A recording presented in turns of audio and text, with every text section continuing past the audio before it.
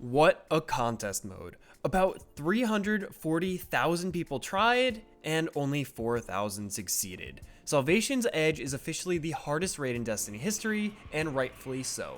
My team did not make it to the end, but we did clear a decent amount of the raid, and let me tell you, this raid is awesome.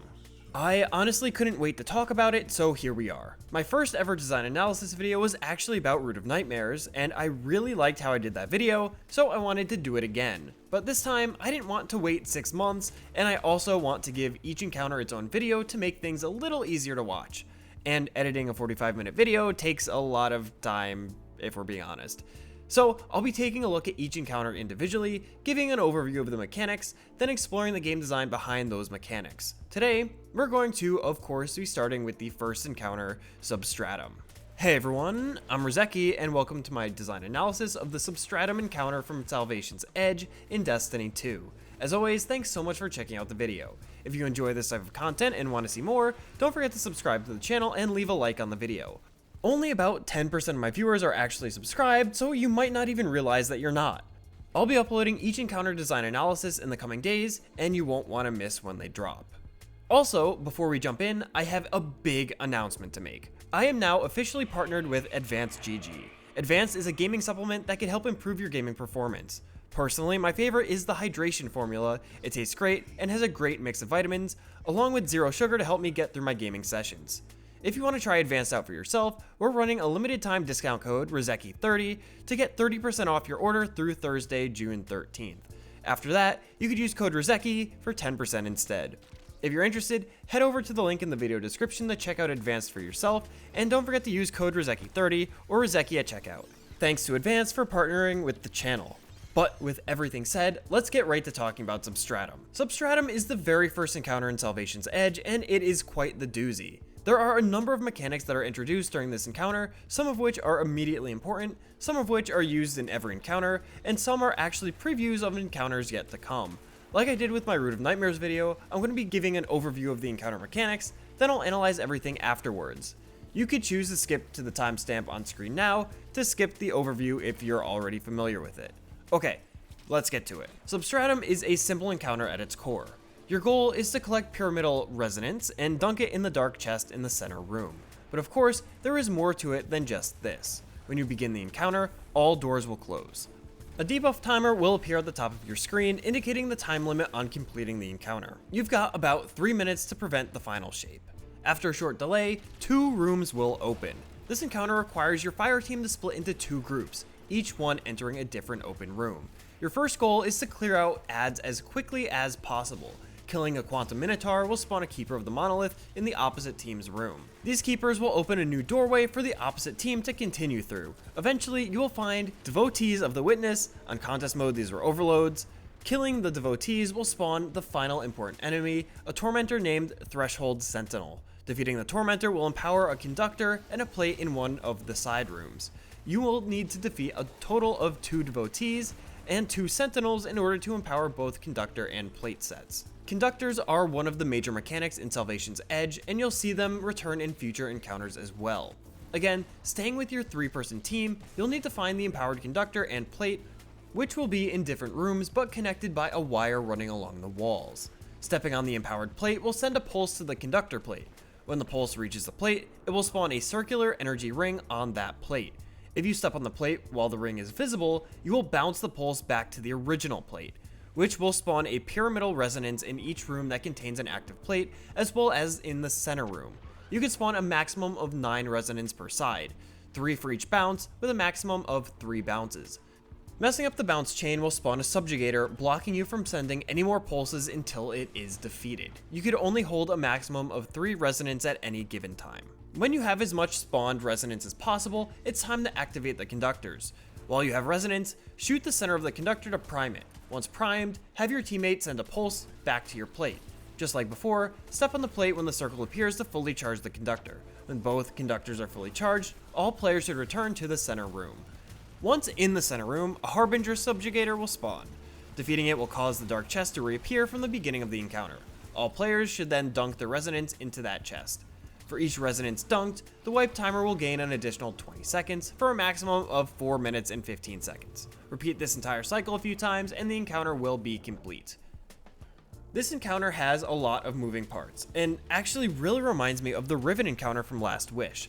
One thing that I really disliked about Root of Nightmares was how only a couple people, literally only 2, ever needed to interact with the mechanics at any given time. In this encounter, with your fire team being forced to play in 2 groups with a minimum of 2 players per group doing mechanics, pretty much everyone is participating in the encounter in some way. Even the players not bouncing pulses are doing something. They're collecting resonance in order to reset the wipe timer. This is actually a theme throughout the entirety of Salvation's Edge. Every encounter requires every player to participate, which is fantastic. In the Ron video, I said that a goal of an encounter should be to require 50% player participation to ensure that most players are doing something besides ad clear. This is important because it keeps things engaging. Raids are the pinnacle of content, and so everyone should have a chance to be included in the encounter mechanics if possible. Other than player participation, communication is also a key part of this encounter. Just like Riven, teams need to communicate internally to be able to successfully pass the pulses between plates, and also communication needs to happen between teams. Killing and spawning ads that affect the other team's room is important information that needs to be passed between teams. In addition, knowing when to return to the center area and when to complete conductors is also extremely important to your success. Forcing communication between players is another avenue to increase engagement and helps to increase the amount of team-based problem solving, which is something that makes raids so unique when compared to other content in the game. Without needing to communicate, the raid would feel more like a strike, where you could just make it from start to finish without ever interacting with your teammates at all. The big mechanic that makes this encounter, as well as the whole raid tick, is the wipe timer. Each phase only gives you a total of 3 to 4 minutes to complete, forcing you to play efficiently. Your entire team is required to have a solid grasp of the mechanics of the encounter to be able to complete every objective within the time limit. There really is no room for error. This is both good and bad. For experienced teams, you are rewarded for displaying your mastery over the mechanics, as well as mastery in teamwork. For the hardest raid in the game, this is a great design objective, and they nailed it. Where the timer can cause issues is for teams that don't have that communication, or for players that would rather coast by without really learning the encounter. Destiny is a game with many different types of players, and I could see the timer and also the 100% participation thing causing stress in LFG groups or less experienced groups. These players may not be able to fully experience the raid, and that kinda sucks. But regardless, this encounter was made for players who could show mastery over the game, and the design behind mechanics like the wipe timer really shows it. Finally, we have the combat.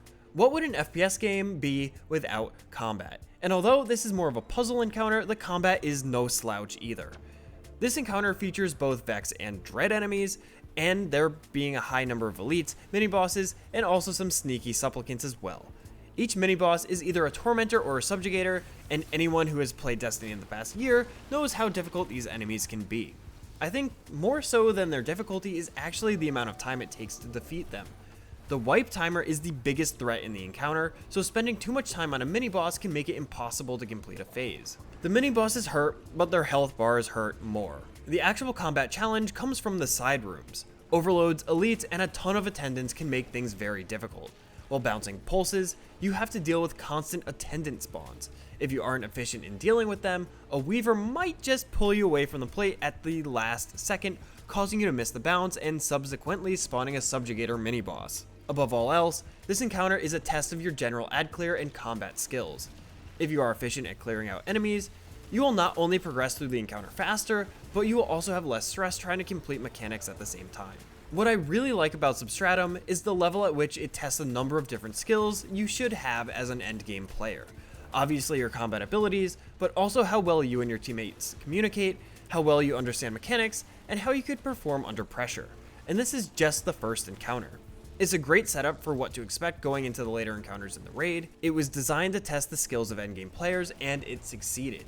On the other hand, there might be too much pressure in this encounter, a normal mode for a regular player to complete, especially in a Fireteam Finder or LFG setting. I was hoping Bungie would have adjusted the wipe timers to relieve some pressure from players who just want to experience the raid, but that wasn't the case. Elitist Rozeki likes the challenge, but I know players will be upset with the overall difficulty. It's fitting for the final battle with Destiny's biggest villain, but it definitely isn't accessible to everyone. I think here, Bungie succeeded in making a great encounter. It ticks pretty much every box I have for what to expect. Great combat, high player participation, required communication, and skill expression. Bungie more than likely went in with this as their design goals and accomplished them 100%. Sure, there are some balance tweaks I would make for the normal difficulty to make it slightly more accessible to more players, but I think this encounter is great, and solving it on contest mode was a blast.